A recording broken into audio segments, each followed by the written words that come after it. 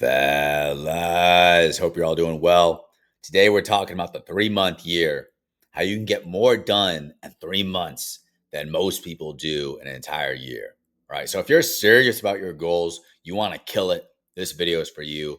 If you don't care, you're kind of lazy, whatever, man, this video is not for you. All right. So let's dive into this. This video is for people who want to make a lot of progress in personal development, business, acquiring a skill rapidly, but also sustainably. I'll talk about that later in the video. Maybe you've tried monk mode before and you failed, which most guys do. Or maybe you kind of succeeded in that you did the monk mode for however long you said you were going to do it, but you didn't accomplish as much as you wanted. All right. Or it didn't seem sustainable. All right. This video, I'm going to talk about the 3 month year. And it's kind of similar to monk mode. You can apply it to a monk mode, but it's not necessarily a monk mode, if that makes sense. All right. So why most people fail with their goals? Most people are dreamers. They have wishes, but they never really take action. It's probably not you. If you're watching this, it's probably the second thing, which is burnout. You take lots of action or you have lots of goals. You're ambitious, but you probably have too many goals. All right. Or you're doing things that just aren't working. You're trying, but it's not working. All right. A lot of people think they need to make massive progress in all areas. A lot of this motivational porn, David Goggins, and hey, he's cool. I get it. He has, can be very motivating, but this type of content, it's just not really the right way to accomplish your goals in the real world for most people. All right. You don't need to make massive progress in all areas. You need to focus on what's essential. All right. Then you can make massive progress and use that for momentum, or to build momentum, I should say. So is this just a monk mode? Potentially, yes, not necessarily. If you're single, you're not doing any dating, you're full on celibate, this could be a very powerful framework for you to apply to your monk mode. However, the principles in this video, the framework I'm going to give you, it's for anybody. If you're 22, you're in university, you have a girlfriend, you don't have to break up with your girlfriend, you can still do this, right? If you're 35, 45, 55, you have kids, you have a family, you don't have to break up your family. All right. You can do this within that context. You'll just have to adjust your schedule. But this is meant for anyone who wants to make rapid improvement, rapid progress, right? So this could be a great framework for your monk mode, but it's not necessarily a monk mode, if that makes sense. But a lot of the concepts are going to be very similar. So what is a 3 month sprint or 3 month year?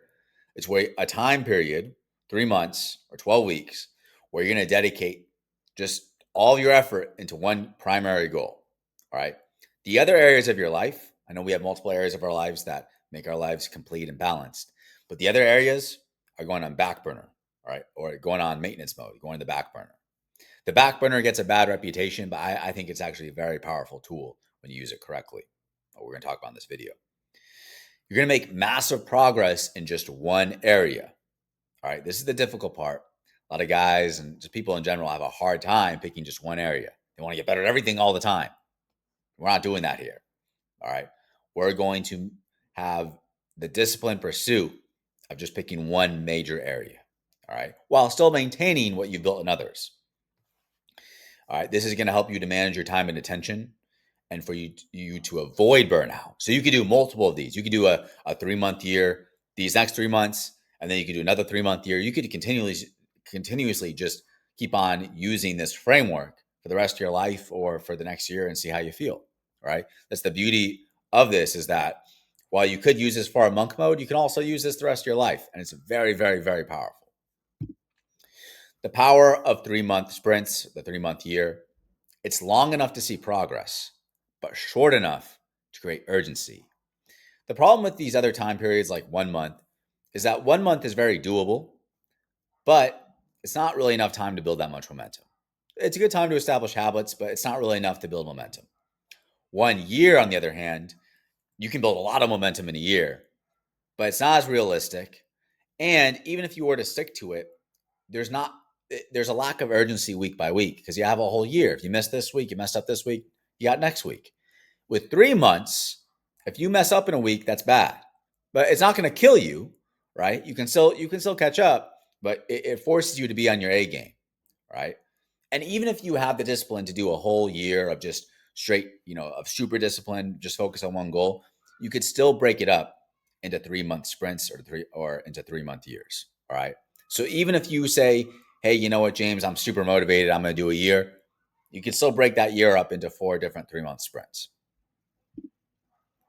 PIPO, I thought this was kind of funny. Pick, identify, prioritize, organize. So you're going to pick one major goal. You're going to identify the most essential tasks or things you need to do to accomplish that goal. You're going to prioritize those tasks, and then you're going to organize your life to make doing those things as easy as possible. So how do you pick the goal? Simply identify the areas of your life you want to improve, and then pick one that will have the biggest impact. This could be your business or career. It could be your fitness or health, learning a language. It could even be improving your relationship. All right. I recommend a time-based or action-based goal. Oh, something's going on somewhere around me. You guys can hear that. Some children screaming or something. All right. It's not where I'm living, not in my house, but I guess nearby. So a time-based or action-based goal I'd recommend because you can't control the results. All right. Obviously, you want results, but you can control your actions. Actions lead to results. Actions are not results, as they say in sales, but actions do lead to results. And you're in full control of this. All right. So I recommend, let's say, work on your business 3 hours a day. Time-based thing. It's not results-based, but if you really were to do that, you're going to see results. All right. Number 2, identify the most essential tasks. So what are the 1 or 2 things that will yield the result that you want? All right, if you were to do that. If it's your business or career, it could be creating and posting on social media, or it's running ads and servicing clients. Or maybe it's your career, it's learning Python, learning marketing, learning some kind of skill, etc. If maybe it's your relationship, you could use this methodology for a relationship as well. Maybe it's going on 2 date nights a week with your girlfriend. Maybe you already have good money, you're in shape, but you kind of are neglecting your relationship. Maybe that's what it is. Maybe it's socializing. Maybe you have good money, you're in shape, but you're kind of weird, which just means you have weak social skills. Maybe going out Thursday, Friday, Saturday, socialize is what you need to do. All right. Most of you guys, though, it's probably the business, if we're being honest, or fitness. All right.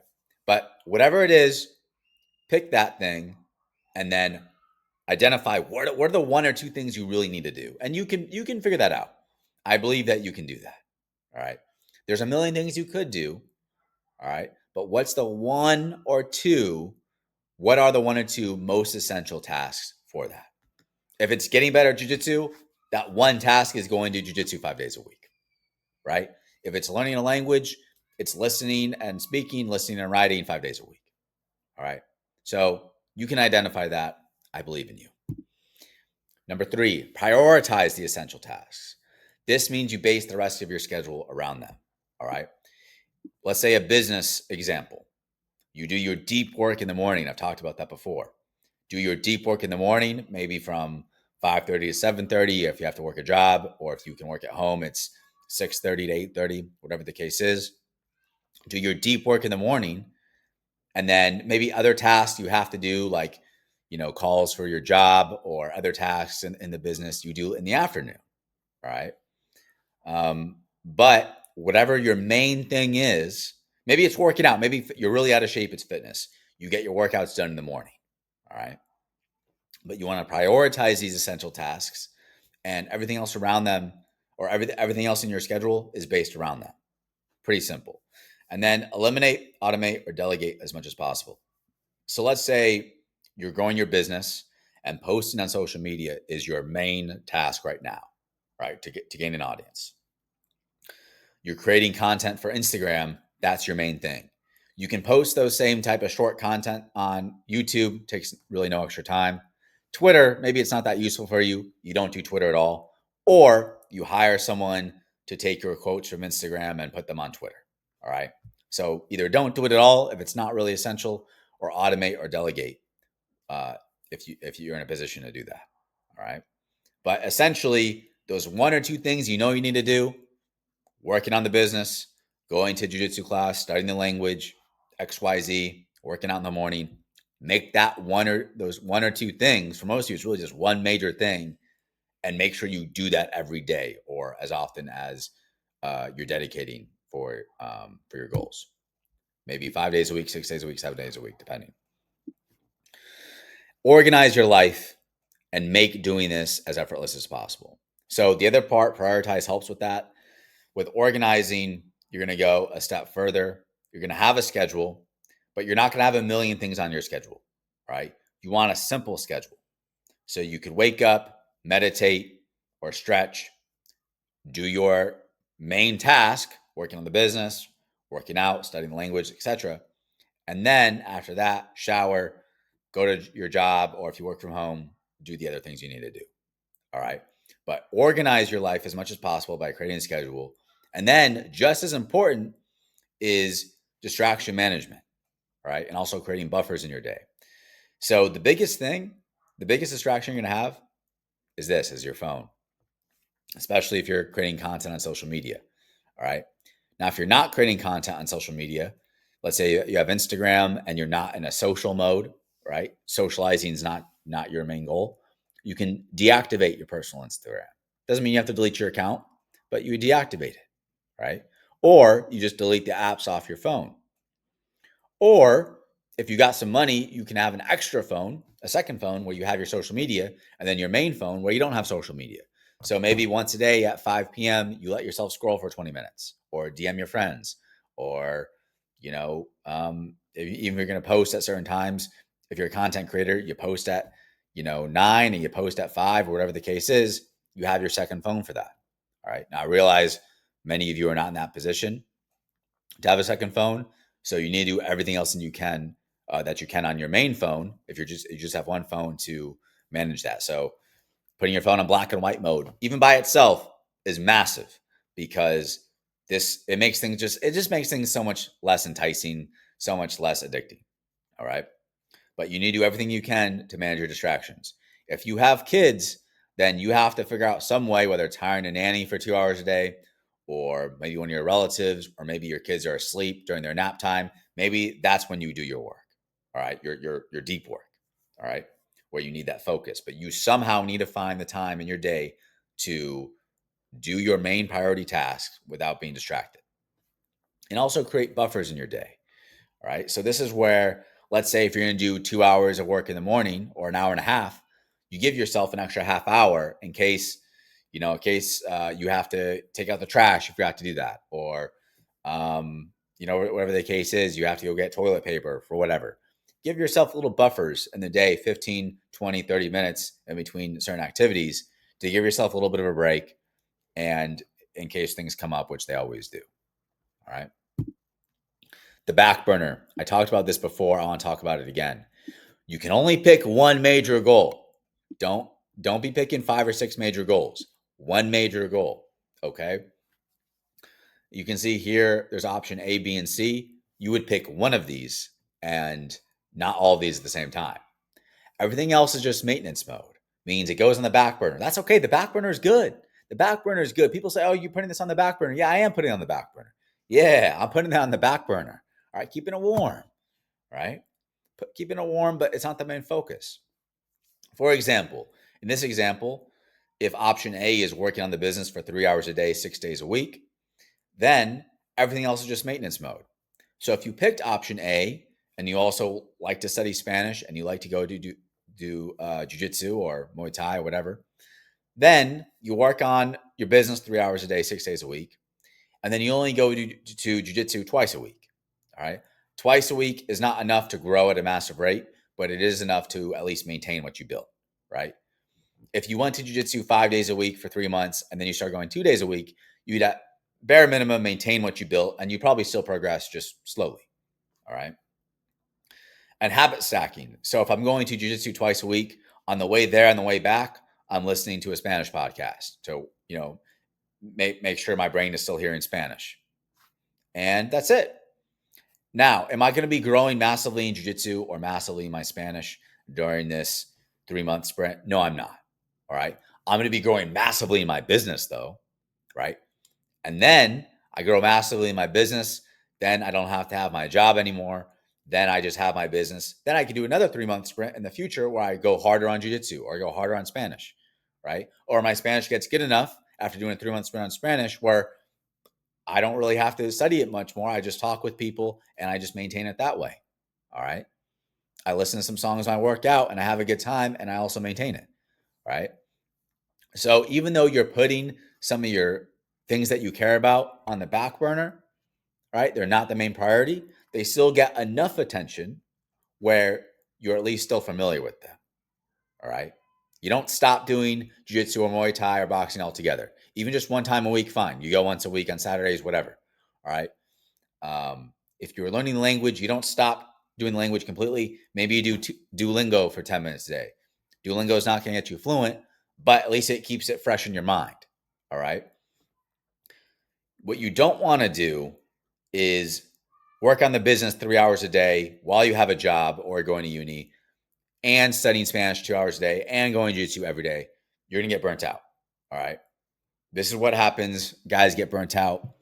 And they also just don't have as much mental energy for each thing. All right. Which makes a massive difference. Yes, you can work 8 hours a day. You can work 12 hours a day, but you can't do 8 hours of deep work. Experts in their field can only do about 4 hours a day. And most people only can do about 2 to 3 hours a day. That's from Cal Newport's book, Deep Work. I recommend you pick it up. So it doesn't mean be lazy. It doesn't mean you can't put in work, but you only have a few hours of real focused work you can give to things that are important each day, which is why it's so, so, so important. You really pick that one major goal. Everything else goes in the back burner. Most guys don't have the discipline to do this, but if you have the discipline to do this, then this is how you're going to see major results. All right. So my words of advice: buy a journal. You should have a journal anyways. It's good for brainstorming for your business or whatever you're trying to do in your life, getting your thoughts out there. All right, seeing how you actually think, seeing your thought patterns. Look at the areas of your life that you care about the most. Pick one that needs the most attention, and everything else goes on the back burner. I will say with fitness, if you're really overweight, then you can make fitness your main thing. But if you guys watch my content on Instagram and even some of this on YouTube, I think fitness does not necessarily have to be your main goal. If you have 2 kettlebells, you work out from home 3 to 4 times a week for 30 or 45 minutes, you can be in great shape, look great. You don't have to go to the gym. You can do it right from home, save a lot of time. And it doesn't have to be your main priority, right? Maybe if you're really out of shape, it could be. But for most of you, I think fitness is something that you could easily be in maintenance mode while working on your business, while learning the language, etc. All right. So fitness is very important. I think you should always be in shape as a man. I think that's a foundation for self-improvement. But it's something where if you have a good routine, you do it from home, I really think you could do that without having to necessarily make it a priority. Now, of course, you want to be a professional athlete. You want to be an instructor in a martial art or combat sport. That's obviously a different situation. But I'm just throwing it out there. I'm not saying work out once a week. You can still work out 3 or 4 times a week, and that could be a maintenance mode for your fitness. All right, I guess my final words of wisdom, piece of advice: you can't do everything, or at least not well. All right, you cannot do everything well at the same time. There are trade-offs for every decision you make. You're not Superman. You're not doing all these things at the same, not getting massive improvements in all these areas at the same time in your life. All right. You can become a Renaissance man, but it's not by being balanced. You have periods of extreme focus in one area where you build lots of momentum and then you become more balanced afterwards. Okay. This is very, very, very key. Right. My Spanish, I'm not saying my Spanish is perfect, but I'm at a pretty good level. When I go to Mexico or Colombia or Latin America, I know the basics. I can have conversations with people. I can understand the basics. All right. And I can get by. Even though I'm not studying as much as I used to. Because when I did study, I studied for like 2 or 3 hours a day. And I did that for a few months at a time. And then that I built enough momentum. All right. There's some people I know who study an hour, maybe they study 5 hours in the weekend. They don't study it all during the week. But they never really make that much progress because they didn't really go all out on that thing. All right. I know people have been studying languages for years who don't make that much progress because they don't really make it a priority. All right. Or they try to make it priority with everything else and they get burnt out. So realize there are trade-offs for every decision you make. You can become a renaissance man. All right. Just like Arnold Schwarzenegger, bodybuilder, actor, and then he was a senator. All right. So went to politics. So you could say he's a renaissance man. I'm not saying you have to like him or agree with his politics or anything. I'm just saying like he's in all these things, but he didn't focus on each of them all at the same time. He first focused on bodybuilding, then he focused on acting, then he focused on politics. All right, he's probably done other things too, right? But he picked one major area. He built lots of momentum, and then after his bodybuilding career, when he's an actor, he's still working out.